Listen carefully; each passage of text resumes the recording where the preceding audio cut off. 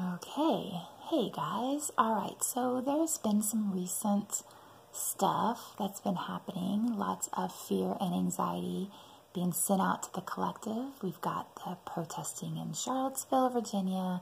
We've got our president talking, threatening what's going to happen if North Korea doesn't do X, Y, Z, blah, blah, blah. You got the news, you got people hating people, people fearing people, people hating people who hate people, which is so backward. I just want to offer a perspective. It's just my opinion, but don't you find it interesting that the exact same tactics that have been used for thousands of years to divide and conquer are still being used? And yet it seems as though the collective is none the wiser. It's like every generation, we just incarnate and get to experience the same thing again. Oh, there's an outside force that's going to hurt us. Ooh, these people are different. Ooh, we need to go conquer these guys. Ooh, we're in the best country in the world. It's exhausting. Is no one tired of the game, the narrative? It would seem that way. It would seem that we all just eagerly eat this shit up. Ooh, I'm scared. Ooh, let's be negative. Ooh, let's worry about this and judge these people and talk about this. And we are one very, very distorted race. Human race. Very, very distorted.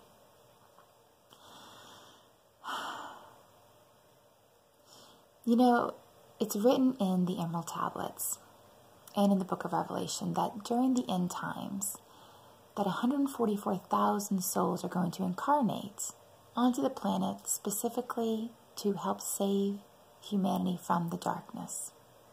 Now, in my opinion, I don't think that it's 144,000 really. I think that number is symbolic in some way. I think it's way more than that. And for all practical purposes, we are in the end times, which means that you could be one of these souls that have incarnated to help save humanity from the darkness. Now, what's the darkness? Because we're going to be conditioned to think it's evil. It's things that are out there. I think that the darkness is the ignorance. I think it's within all of us. The illusion of separation, the fear, the uncertainty. I think that's the darkness. And so what's interesting is we all know, spiritually speaking, it is not our responsibility to save anyone outside ourselves. So if there are souls that are incarnating to save humanity from the darkness, to me, logically, it's to save ourselves from the darkness that exists within us. And when we do that, we light up and we serve as a beacon for those around us to do the same, to save themselves. And then they light up, and then it inspires someone else around them to save themselves, and they light up, and so on and so forth. And it can ripple very fast and be very powerful. I want to give you a perspective. Imagine all of humanity as one body, one collective, because we are. But let's just imagine one body, and each of us are the cells of this one body. Now, clearly, we can look at humanity around us and see that the collective is ill. Even the healthy parts of the collective are still somewhat ill. How do you address the healing of an entire body in the ideal fashion? How do we help move this collective humanity consciousness into a more whole? Because it is suffering from fear and disconnect and all of the effects that we have done to ourselves all this time. Western medicine would say if you have a cancer cell or tumor, you go in and you remove it from the body, you cut it out, or you radiate the body with energies that will kill it, or you poison it with the chemotherapies and the other drugs That's how you get rid of the cancer. But we have to remember that to ostracize those cells that are still part of us, they just went rogue, to ostracize that part, to rip it out of the whole, we are still doing damage to the healthy part of the body, right? When an individual receives radiation for cancer, they are radiating the healthy cells as well. So even though our first instinct, because we've been conditioned to fear, to hate others that are different than us, even though that might be our go-to, stands to reason that by ostracizing, shaming, belittling, negating, removing completely from any worth whatsoever as part of the whole, damning to hell, all of those methods are backward. And we're doing it under the guise of this is what's right, this is what we need to do. It's not. It's completely the opposite of what we need to do. In order to bring health and well-being back to a whole, you have to treat it all. You have to heal it all. And quite frankly, that is going to come from love. Yeah, I know that introduces a whole lot of questions. How do we do that? What about the rapists and the pillagers and the thieves and the oppressors? And I'm just saying, eventually we are going to have to learn to forgive our oppressors, because that is how we heal. And while they're on their own journey, and while you can only be responsible for saving yourself, that is the mindset, that is the level of consciousness that you are going to need to obtain. What they ultimately do, not your journey, but you obtaining that level of consciousness is what's important. When we all have the driving force behind us as what is in the best interest of the greater good, we begin to heal the collective. When our focus goes from what I need to be happy to what does the greater good need to be happy and healthy and whole, we start to shift things. I'll give you an example. Because in the beginning you may have to fake this a little bit, right? Because we're so conditioned to be fearful and to hate. So you may have to fake trying to transcend that. But eventually it does get natural. It does become second nature. So when I was a kid, my parents told me not to keep the water running when I brushed my teeth. Now, I assumed that that was because it cost money. And so I said, well, how much extra money could it possibly cost to keep the water running for an extra 30 seconds? But they said that has nothing to do with it. Imagine if every person on this planet kept the water running for an extra 30 seconds as they brushed their teeth. How much water would that waste?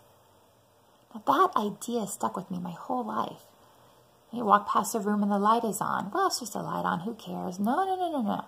I gotta shut that light off, because if everybody kept a light on in their house in a room that no one is using, that's a big waste of electricity. That's a waste of our resources. Right? If everybody dumped poisons on their weeds in their yard, we have one poisoned planet. So it's not looking at it from, well, this is just for me. This is what I need. It's okay, but if I did this, and if everybody else did this, is that benefiting the whole or is that harming the whole? And when that becomes our check-in point, our compass, if you will, we begin to move in a much more productive manner. We begin to heal the whole. If I were to tell you that you have the potential to live in a reality, to live in a society where everyone is using free will collaboration for the greater good, when you visualize that in your head, do you see people around you in that visualization as looking like you, as thinking like you, as coming from the same background? Or do you see some people who don't look like you, but you're so comfortable with the way that they look because you've been exposed to those kind of people before? Do you see the rapist? Do you see the thief? Do you see the race of individuals that you are uncomfortable with? Or the people who have a religion that you don't believe in? Are they in that ideal society? Most of us would say no, because we tend to look toward the people that are just like us to kind of mesh together. again, this is a mindset we have to obtain. And so, really, the idea is that all of those people that we have judged as bad and broken and unworthy are still a part of the whole. And we have to figure out a way to extend a hand to them. And if they take it, we bring them in. We forgive those who have trespassed against us. Now, think about the greater good in this. Think about the ripple effect in this. It isn't even that we have to go to counseling over our hate for someone else. When we start working together with a common goal of the greater good, and we suspend our own programming and conditioning to be fearful of this person because they don't look like me, they don't act like me, they're the race of people that I'm scared of. But instead we say, okay, I'm gonna transcend that, and I'm gonna work together with this person. Even though I'm a little scared, I'm still gonna work together with this person. And you move toward a goal, and when you start achieving that goal, the hates and the prejudices that you have been conditioned with will just melt away. Because you will see that they are so much more like you than you ever thought. And that is how we will heal this disconnect we have between each other. Is when we have a common goal of the greater good and we all work toward that. It is going to be an amazing shift. We just need the right amount of people to understand this and to start implementing it. Even if it's not genuine at first. Fine, you fake it till you make it. But as we take those steps forward, more and more information, more and more understanding will be given to us, and we'll know how to handle all the other stuff that we run into. Don't get hung up with, but what about all that stuff way out there? You don't know what out there is. You don't know if it's going to have any effect on you anyway. You start with just at home, and then maybe at work, and then maybe your little neighborhood, and then your little town, and then just let it ripple. Be the light. Help to guide others to their own light. We are never, ever, ever powerless. We have far, far more power than we've been told, than we've been led to believe. And it's time that we step into that power because, quite frankly, you could be one of those souls that incarnated to help shift things.